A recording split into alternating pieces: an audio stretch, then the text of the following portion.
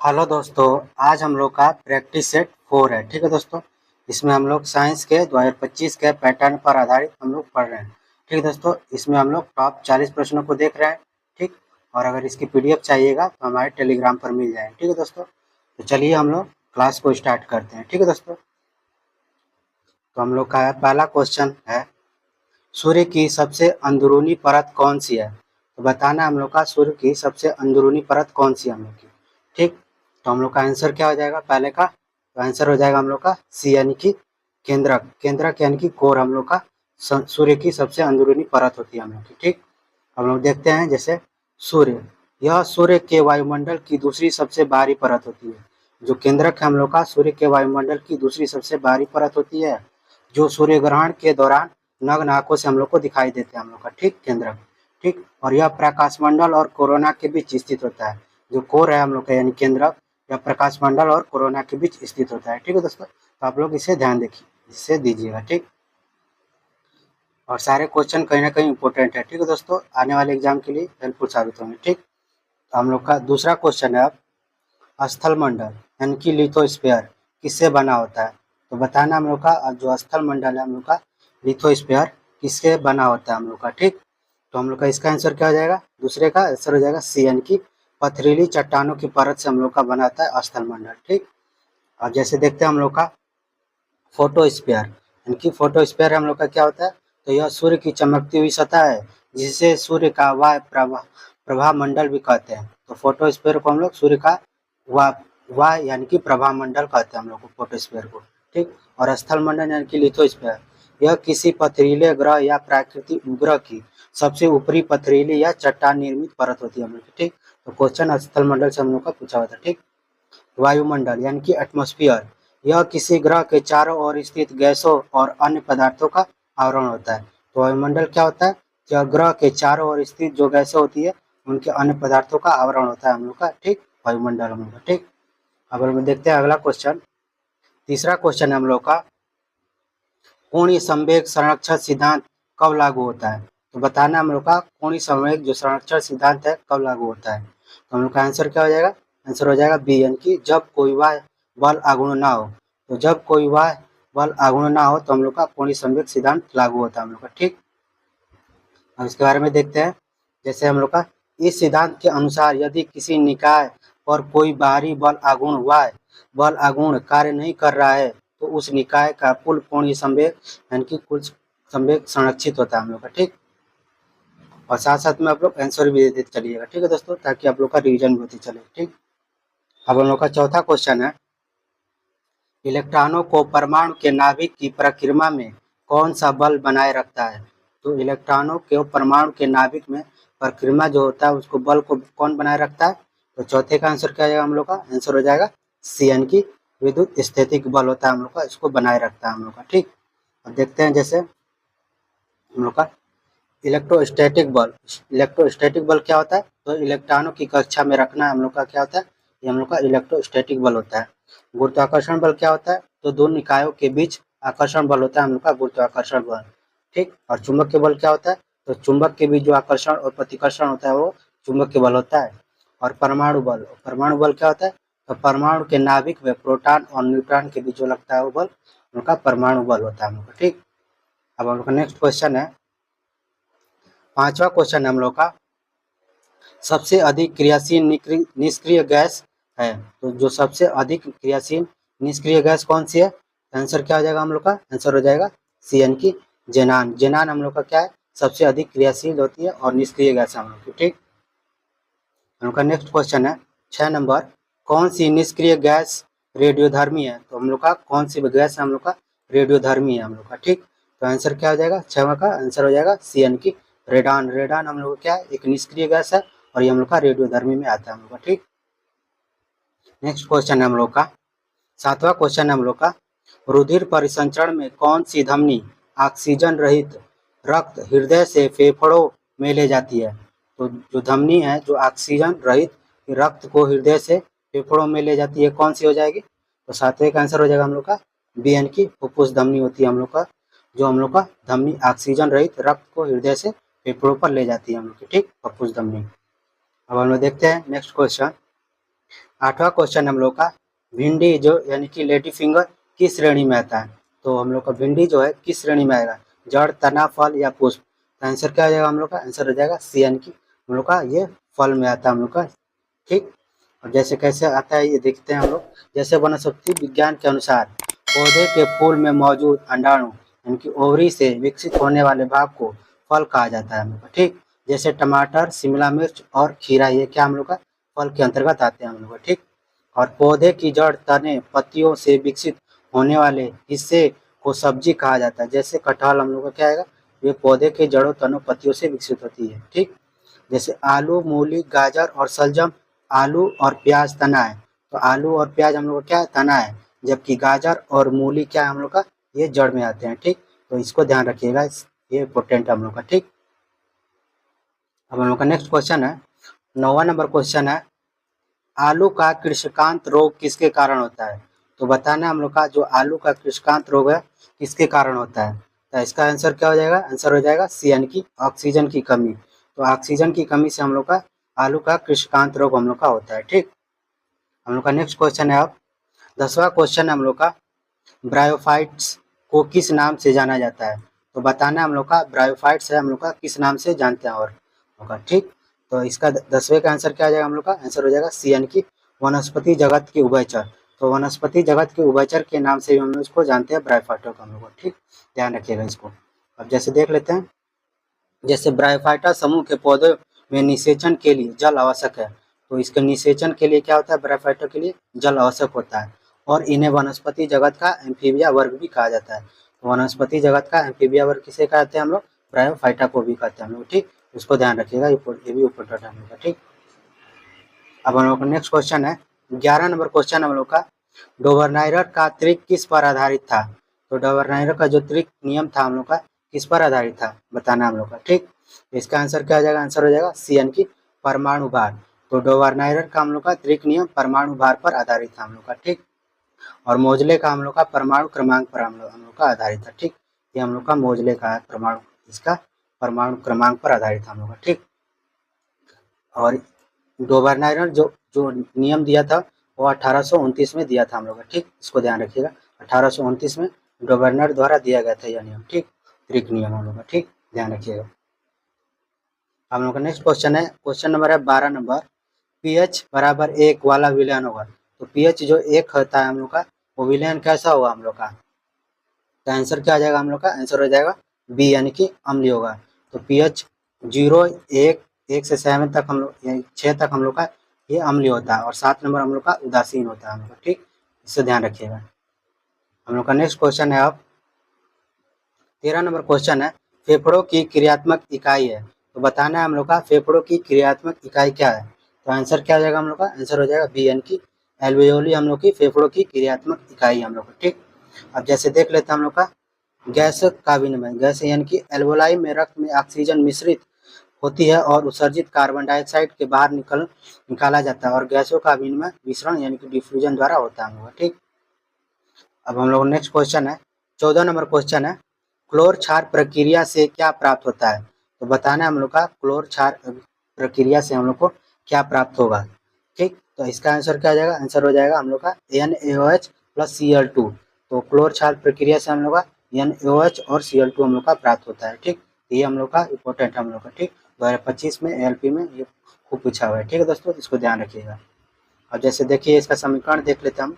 जैसे क्लोर क्षार जो अभिक्रिया का समीकरण है हम लोग का ये 2NaCl plus 2H2O arrow 2NaOH plus Cl2 plus hydrogen gas हम लोग को निकलती है। ठीक, हम लोग का नेक्स्ट क्वेश्चन है अब 15 नंबर क्वेश्चन है हम लोग का, यदि रेडियोधर्मी नमूने का द्रव्यमान दोगुना कर दिया जाए, तो यदि रेडियोधर्मी नमूने का द्रव्यमान जो है हम लोग का दोगुना कर दिया जाए तो क्या होगा?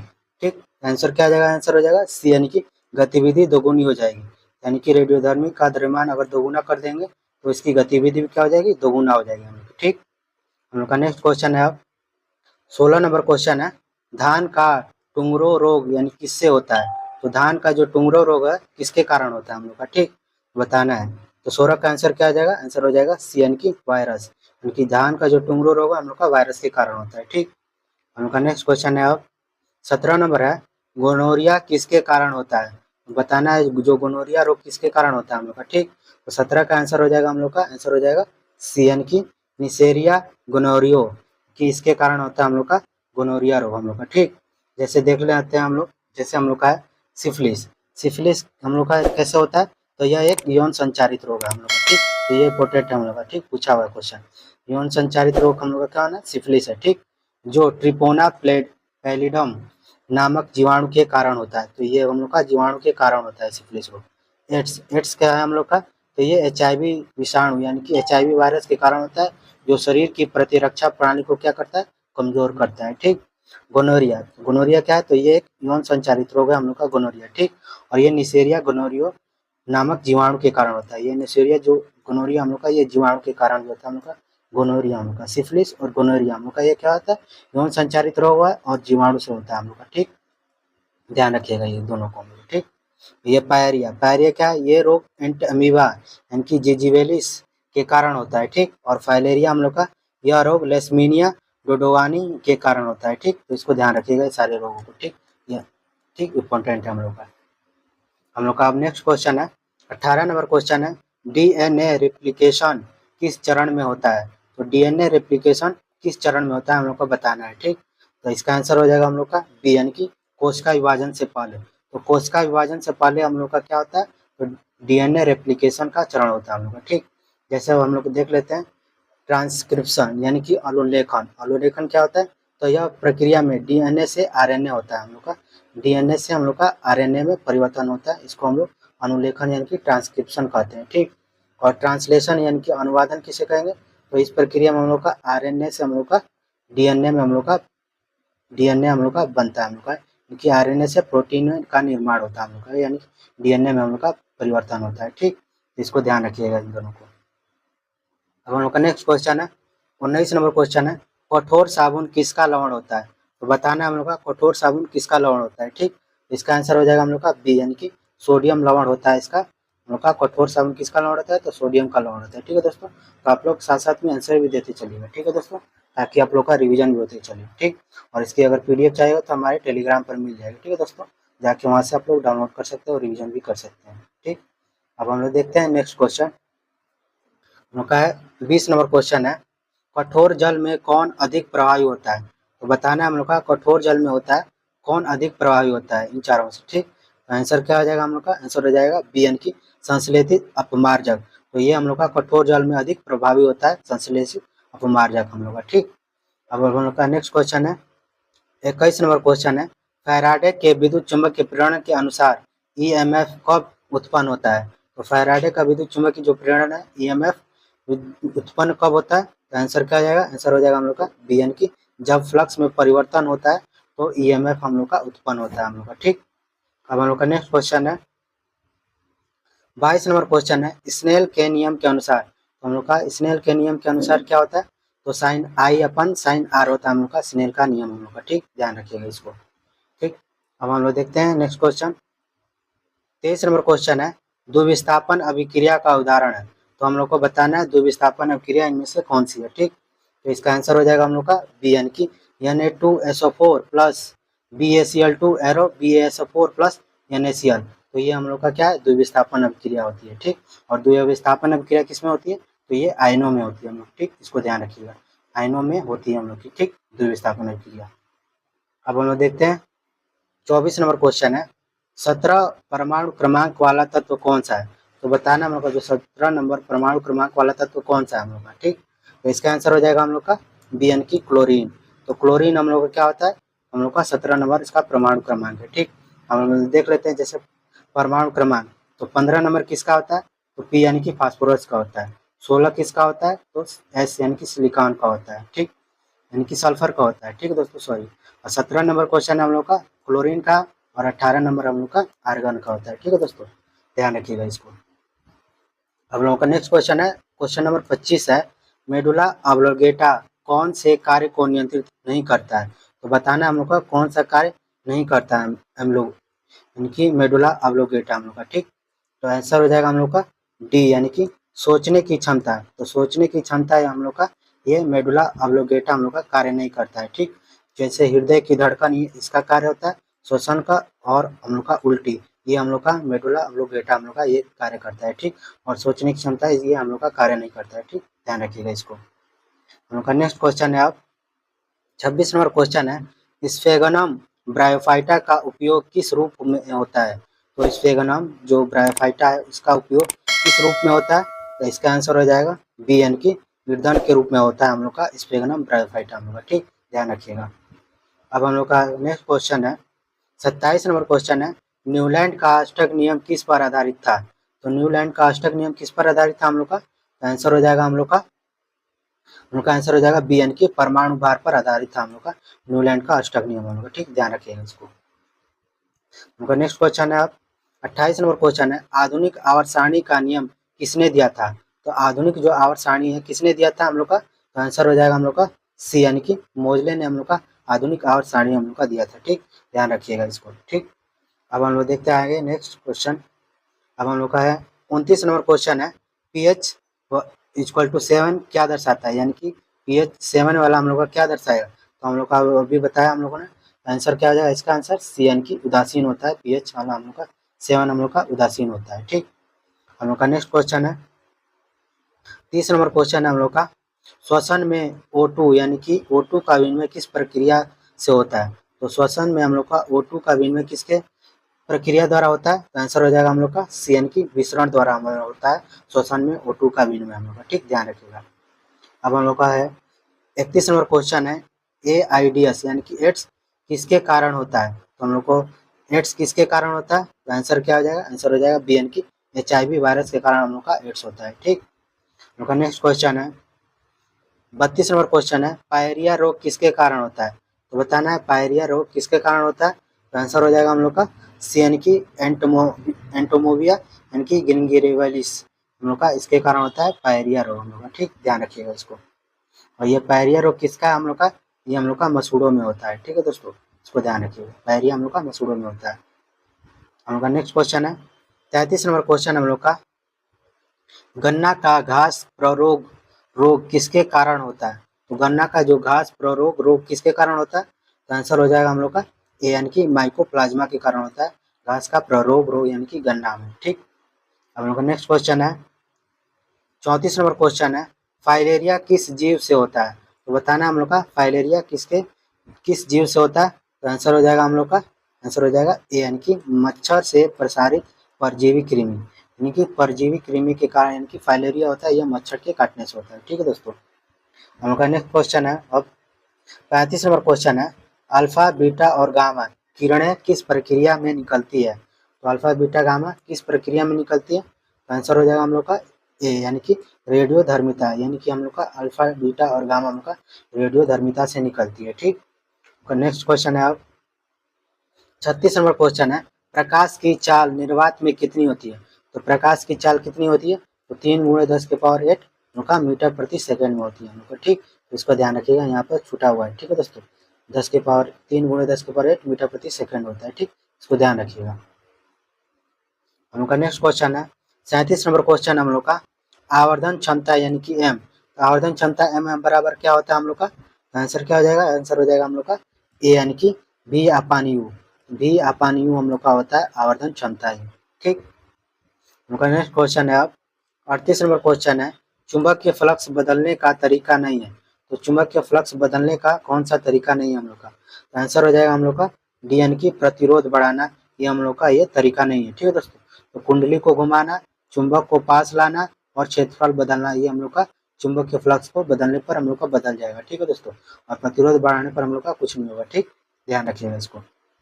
अब हम लोग का क्वेश्चन 39 नंबर, कोरोनरी धमनी का कार्य है। तो कोरोनरी धमनी का कार्य क्या होता है, तो आंसर हो जाएगा सी, यानी कि हृदय को रक्त की आपूर्ति करना। तो हृदय को रक्त की आपूर्ति करना हम लोग का कोरोनरी धमनी का कार्य होता है हम लोग का, ठीक, ध्यान रखिएगा। अब हम लोग का क्वेश्चन नंबर 40 है, सबसे छोटा ब्रायोफाइटा कौन सा है। तो सबसे छोटा ब्रायोफाइटा कौन सा हम लोग हो जाएगा, तो आंसर हो जाएगा सी, यानी कि जूओसिस, यानी कि जूओसिस हम लोग का सबसे छोटा ब्रायोफाइटा है हम लोग का, ठीक। थैंक यू दोस्तों।